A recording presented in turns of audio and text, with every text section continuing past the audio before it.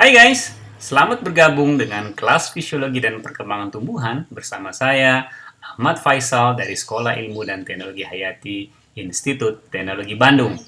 Untuk memudahkan komunikasi, Anda dapat menghubungi saya via email afaisal@sithitb.ac.id seperti yang tertulis di layar Anda, atau via Twitter @icaltobi.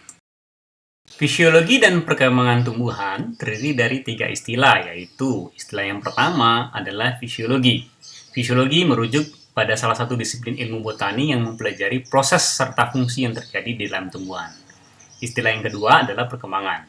Perkembangan mencakup dua aspek penting, yaitu tumbuh dan diferensiasi. Sedangkan istilah yang ketiga, yaitu objek dari studi kita, yaitu tumbuhan. Mungkin banyak yang seringkali tertukar menggunakan istilah tumbuhan dan tanaman, atau mungkin tidak tahu bedanya dan menganggap, tumbuhan dan tanaman sama saja, pokoknya yang hijau-hijau itu. Oke, supaya kita satu frekuensi, jadi saya jelaskan bahwa istilah tumbuhan bersifat lebih umum, mengacu pada organisme tumbuhan yang tumbuh secara alami. Sedangkan tanaman lebih khusus kepada tumbuhan hasil budidaya oleh manusia. Untuk buku yang menjadi rujukan mata kuliah ini adalah buku Plant Physiology and Development karangan Theis and Zeiger, atau sama persis dengan nama mata kuliah ini. Buku ini boleh dikatakan menjadi rujukan hampir semua mata kuliah fisiologi tumbuhan di universitas manapun. Saya akan memulai sesi ini dengan satu pertanyaan. Mengapa sih kita harus belajar tumbuhan? Mungkin ada di antara kalian yang pernah mendapatkan pertanyaan serupa. Pertanyaan mungkin berasal dari orang tua, teman, bisa jadi serius bertanya, atau mungkin hanya nyinyir. Mereka bisa saja tidak sadar pada saat melontarkan pertanyaan tersebut. Mungkin mereka sedang menikmati keripik kentang, kacang goreng, atau french fries, dan meneguk segelas jus jeruk sambil membuka referensi outfit of the day di Instagram atau Twitter. Dia mungkin tidak sadar bahwa apa yang dia nikmati dan melekat pada tubuhnya semua adalah produk dari tumbuhan. Tumbuhan merupakan makhluk yang menarik. Organisme ini punya keistimewaan yang tidak dimiliki organisme lain.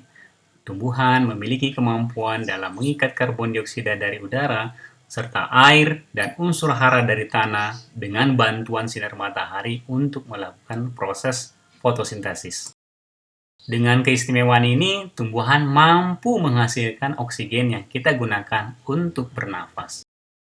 Tumbuhan juga dapat menghasilkan berbagai produk yang kita konsumsi untuk menjadi sumber energi dalam beraktivitas. Serta kemampuan tumbuhan dalam melakukan fotosintesis memungkinkan organisme ini untuk mensintesis berbagai senyawa-senyawa kimia bermanfaat. Karena keistimewaan ini pula, semua organisme lain tertarik dengan tumbuhan. Berbagai organisme herbivoris seperti sapi atau hewan kecil seperti serangga ingin memanfaatkan sumber daya yang dihasilkan oleh tumbuhan. Belum lagi organisme yang lain seperti bakteri, jamur, nematoda, bahkan virus juga ingin mengambil keuntungan dari tumbuhan sehingga tumbuhan tidak pernah hidup sendiri. Pada prosesnya, banyak organisme yang ikut membantu tumbuhan dalam menyelesaikan siklus hidupnya. Namun, tidak sedikit pula organisme merugikan yang kemudian membuat tumbuhan menderita. Interaksi ini sangat penting untuk kita pelajari, sehingga kita nantinya dapat memaksimalkan potensi dari suatu tumbuhan. Studi yang dilakukan oleh Darvinch dan kawan-kawan pada tahun 2008 menghasilkan fakta yang sangat menarik, di mana studi ini membuktikan bahwa orang yang bekerja di kantor jauh lebih bahagia jika dapat melihat tanaman dari ruangannya dibandingkan dengan orang yang bekerja di ruangan tanpa ada tanaman. Sangat wajar kemudian jika seorang wanita merasa sangat bahagia hanya ketika dibawakan seikat bunga mawar oleh pacarnya. Jadi mengapa kita belajar tentang tumbuhan? Penjelasan saya tadi mungkin dapat menjawab sebagian dari rasa penasaran Anda semua. Nantikan sesi pembelajaran berikutnya sehingga di akhir mata kuliah ini kita dapat mengungkap banyak misteri tentang tumbuhan.